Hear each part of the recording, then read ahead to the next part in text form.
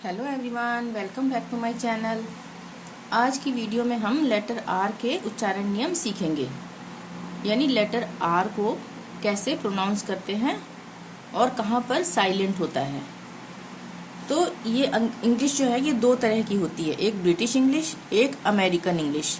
ठीक है, तो ब्रिटिश इंग्लिश में हम र को अ पढ़ेंगे, यानी कि र को हम साइलेंट रखेंगे, इसका उच्चारण नहीं करेंगे, र को अ पढ़ेंगे। ठीक है, और अमेरिकन इंग्लिश में र को आर पढ़ा जाता है।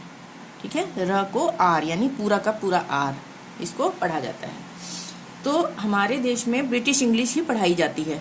ठीक है, तो उसके हिसाब से हम सीखेंगे आगे कि कैसे कहाँ पर उच्चारण करना है और कहाँ पर उच्चारण नहीं करना है। ठीक है, तो इसका पहला नियम है, यदि किसी शब्द में लास्ट में आर हो, यदि किसी शब्द में लास्ट में आर हो और उससे पहले वॉवेल आता हो। वॉवेल क्या है? A E I O U, A B C D है ना, उसमें से ए E I O you vowel कहलाते हैं और जो बाकी बचे हैं वो कॉन्सोनेंट कहलाते हैं। ठीक है, तो यदि किसी शब्द के लास्ट में आर हो और उससे पहले वॉवेल आता हो, यानी ए आ जाता हो या ई आता हो या आई या ओ या यू, ठीक है, तब आर का उच्चारण नहीं करेंगे। जैसे फॉर, यह है एफ ओ आर, फॉर लिखा है ना। ठीक है, तो इसमें आर का उच्चारण नहीं होगा। इसको कैसे पढ़ेंगे ब्रिटिश इंग्लिश के हिसाब से? फॉ, यानी कि अ का उच्चारण आ रहा है, अ। ठीक है, अ से अ हो गया, फॉ। एफ ओ आर, आर का उच्चारण नहीं होगा, फॉ होगा। इसको पढ़ेंगे फॉ, यानी ब्रिटिश लोग इसी तरह से इसको प्रोनाउंस करते हैं, फॉ। कार, इसको हम यहाँ पे कार बोलते हैं, पर इसका में सही उच्चारण होता है का, यानी कि लास्ट में अ का उच्चारण आएगा, का। कार नहीं बोलेंगे, का। उसी तरह से ओ यू आर हम बोलते हैं आवर, पर ये गलत है, इसको हम बोलेंगे आवर, ब्रिटिश इंग्लिश के हिसाब से आवर। टीचर, टीचर नहीं बोलेंगे, टीचर। और ये मैंने साइन लगाया ना, अ के लिए आ रहा है, टीचर। ठीक है, फो, एफ ओ यू आर हम बोलते हैं ना फोर, तो ये है फो। ठीक है, दूसरा नियम, यदि किसी शब्द में आर हो और आर के बाद कॉन्सोनेंट हो और आर से पहले वॉवेल हो, आर के बाद कॉन्सोनेंट हो, यानी कि ए ई आई ओ यू को छोड़ के बाकी जो बचे उनमें से कोई अक्षर हो, और आर से पहले वॉवेल हो, यानी ए ई आई ओ यू में से कोई भी अक्षर हो, तब आर का उच्चारण नहीं होगा, तब भी आर का उच्चारण नहीं होगा। ठीक है, यदि किसी शब्द में आर हो और आर के बाद कॉन्सोनेंट और आर से पहले वॉवेल हो, तब आर का उच्चारण नहीं होगा। तो इसको हम कैसे पढ़ेंगे, कुछ वर्ड्स पढ़कर देख लेते हैं। ये है फॉरवर्ड, इसको हम पढ़ेंगे फॉरवर्ड, आर से पहले वॉवेल आ रहा है। ठीक है, और आर के बाद क्या आ रहा है? कॉन्सोनेंट। यहाँ पे भी आ रहा है, तो आर से पहले वॉवेल है, उसके बाद क्या है? कॉन्सोनेंट है। ठीक है, तो इसको हम फॉरवर्ड नहीं पढ़ेंगे, इसका सही प्रोनाउंसिएशन होगा फॉरवर्ड, फॉरवर्ड। ठीक है, उसी तरह से कोट, आर से पहले वॉवेल आ रहा है, आर के बाद कॉन्सोनेंट आ रहा है, तो कोट नहीं पढ़ेंगे, कोट। पार्टी, आर से पहले वॉवेल, आर के बाद कॉन्सोनेंट, तो पार्टी हम बोलते हैं ना, पार्टी, हम पार्टी थोड़ी बोलते हैं, पार्टी, पार्टी में जाना है। ठीक है, स्पोर्ट, इसको भी हम आर को साइलेंट कर देंगे, यानी कि इसका उच्चारण नहीं करेंगे, हम पढ़ेंगे स्पोर्ट। आर से पहले कॉन्सोनेंट है, सॉरी वॉवेल है, ये ए है ना, सॉरी ओ है, स्पोर्ट, आर से पहले वॉवेल और उसके बाद कॉन्सोनेंट है आर के बाद। ठीक है, तो ये यहाँ पे ओ है। ठीक है, तो इसको हम पढ़ेंगे स्पोर्ट। उसी तरह से पार्ट, नॉर्थ, फोर्ट, सब में आर का उच्चारण नहीं होगा। तीसरा नियम है, किसी भी शब्द में जब आर दो बार आए, किसी भी शब्द में या किसी भी वर्ड में जब आर दो बार आएगा और एक आर लास्ट में हो, एक आर लास्ट में हो, तब पहले आर का उच्चारण र होगा। यहाँ पर हम अगर दो आर आ रहे हैं किसी भी शब्द में और एक आर जो है वो लास्ट में हो, तब पहले वाले आर का, जो पहले लगा हुआ है आर, उसका उच्चारण र होगा। जैसे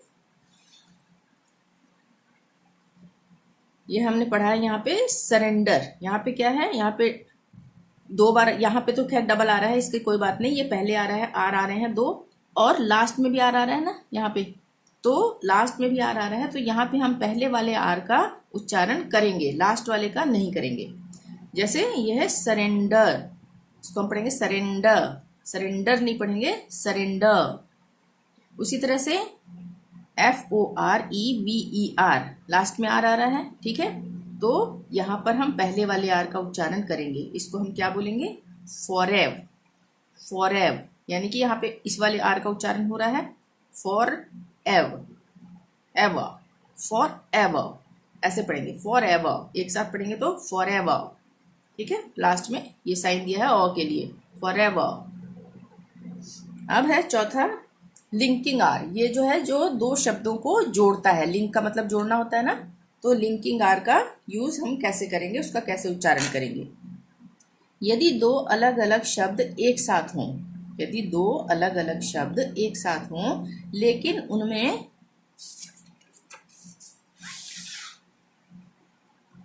उनमें आर हो, ठीक है, पहले वाले में आर हो और चाहे दूसरे वाले में भी आर हो, ठीक है, पर दूसरा शब्द जो शुरू हो रहा है वो वॉवेल से शुरू हो रहा है यदि, ठीक है, दूसरा शब्द जो है वो वॉवेल से शुरू हो रहा हो, तब आर का उच्चारण र करेंगे।